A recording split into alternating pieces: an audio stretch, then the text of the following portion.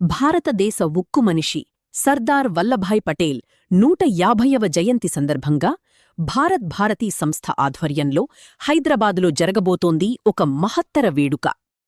Operation polo ద్వారా హైదరాబాదును భారతదేశంలో విలీనం చేసిన ఆ మహానాయకుడికి నివాళిగా మే 31 సాయంత్రం 5 గంటలకు నాంపల్లి ఎగ్జిబిషన్ గ్రౌండ్స్లో జాతీయ సమైక్యతా మహాసభ నిర్వహించబడుతోంది.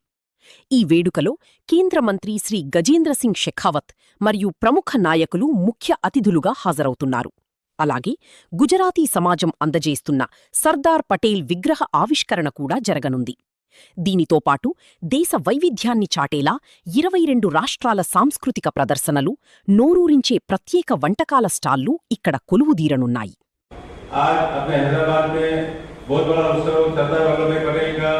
मनाने जा रहे हैं 31 मई शाम को 5 बजे से रात भर का प्रोग्राम है।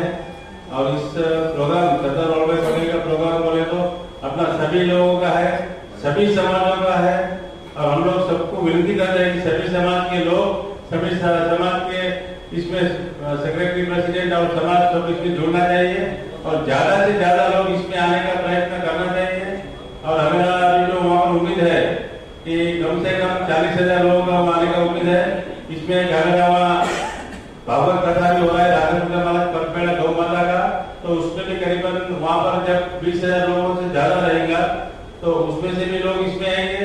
और पूरा तेलंगाना भर से हर गांव में, हर जिला में हम लोग प्रचार करे हैं, तो तेलंगाना से भी शायद 20,000 से ज्यादा आएंगे।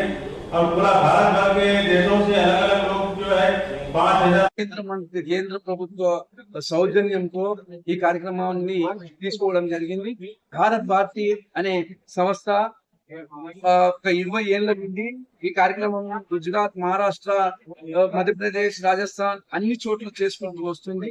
మరి ఈ కేంద్ర ప్రభుత్వం ఇచ్చిన నినాదం మీద 150 నగరాల్లో ఈ కార్యక్రమం చేయాలని ఈ అన్ని 60 నగరాలు ఇప్పటి వరకు కంప్లీట్ అయ్యింది.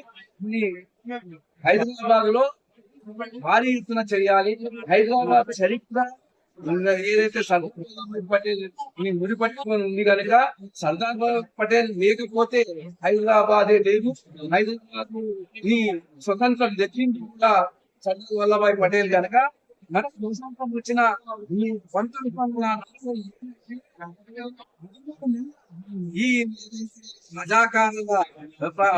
రజాకారుల దాడుల్లో మన ఏవైతే ప్రజలు మన ఏడ్చుకుంటూ ఉన్నారు, ఎంతో మంది ప్రాణాలు కోల్పోయారు.